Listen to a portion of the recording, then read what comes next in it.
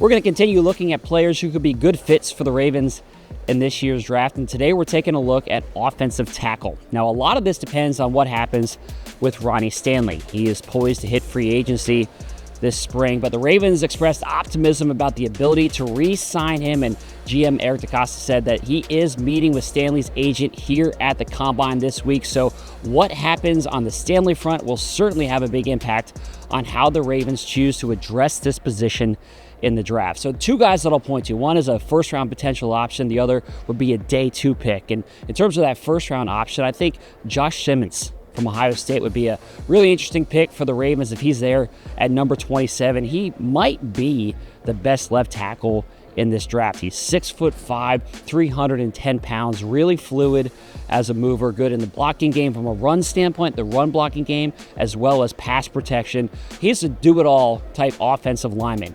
The only caveat on him is that he suffered a knee injury in October. So the medical checks for him here at the Combine are going to be really important for teams to assess where he is in his recovery and how soon he can get back on the field. Now, the second guy that I'll point to would probably be a second-round, third-round type option for the Ravens, and that's Cameron Williams out of Texas. He is a prototypical guy in terms of his size, 6'5", 330 pounds. Only had 1 year as a starter at Texas, played right tackle for the Longhorns. But that size that he has is something that you can't teach, and NFL teams are going to want to get him in their building. He would have the ability to potentially come in, learn from the guys who are already in the mix, especially if the Ravens bring Stanley back.